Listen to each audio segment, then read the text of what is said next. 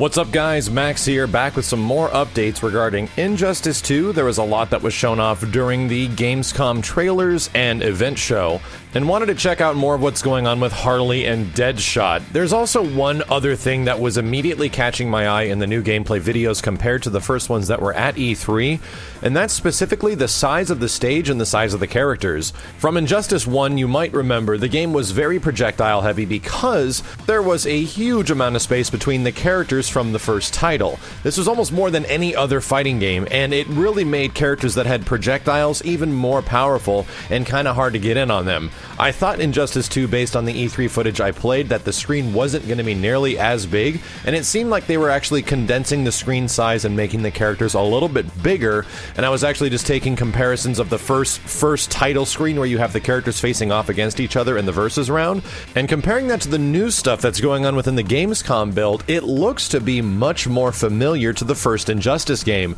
Characters have a little bit more space between them, and when they're full screen, they're really far apart.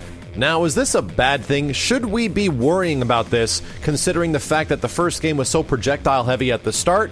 I don't think so. Later on in Injustice 1, the game was heavily adjusted in terms of projectiles and how certain characters can act around projectiles, and a lot of that stuff wasn't nearly as prevalent later on.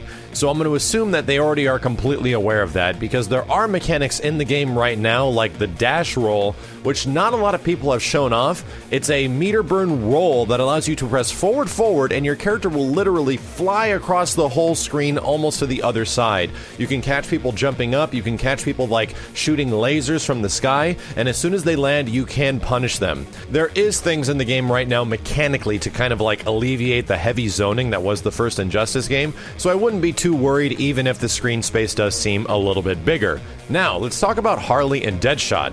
HARLEY, if anyone played her from the original Injustice game, knows a lot of what she does, and it looks like a lot of it is pretty familiar. This shouldn't come as a surprise because we've already seen gameplay, and I did talk a bit about playing characters like Batman and Superman, how they're all too familiar, and all the basic combos I was doing before are kind of working here as well. It's a little weird, but at the same time, there are minor changes. The way certain things move, you have to meter burn things differently now, and some stuff that didn't cost meter before now actually does cost meter. There is changes. I would like to say this is a big change, like if you compare Ryu and Ken from the Street Fighter 2 series to like Street Fighter Alpha or Street Fighter 3, they're fundamentally the same, but they just act differently, and something very similar is happening to HARLEY. Her trait is dramatically different now. She does not have that random box trait that she kind of had from the first game. She seems to actually have the hyenas, and she would throw a bone and the hyena would go and chase the bone that you can probably use for an overhead mix-up or a hard to blockable situation,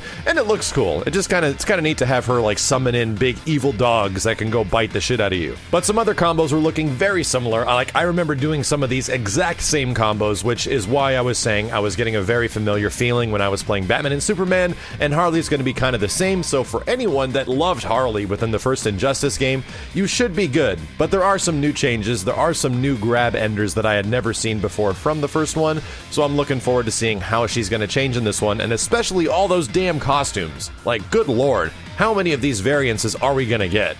Next up is DEADSHOT, and DEADSHOT, being the other new revealed character, is probably the first in Injustice 2 that I'm actively excited to play as.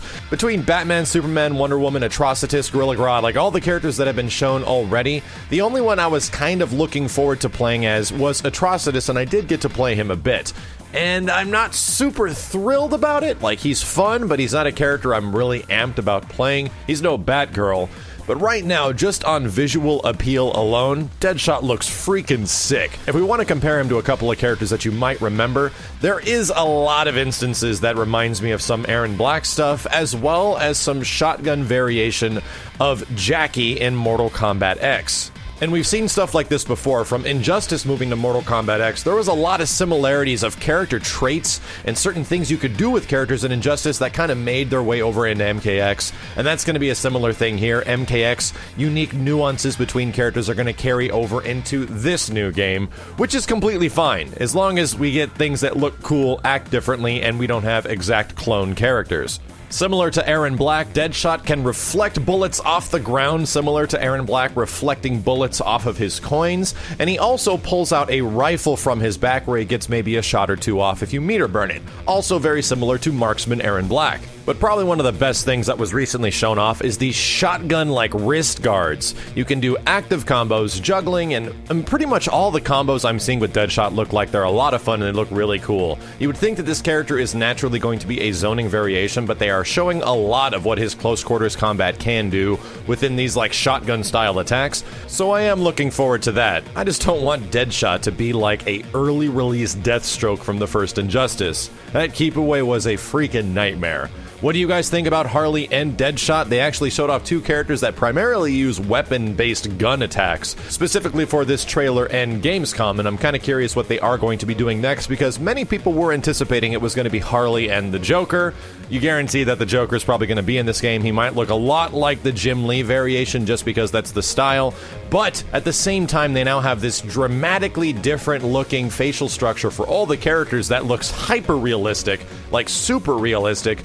So what are characters like the Joker gonna look like? Is it gonna be like Jared Leto style from New Suicide Squad, or is it going to be crazy looking Jim Lee Joker?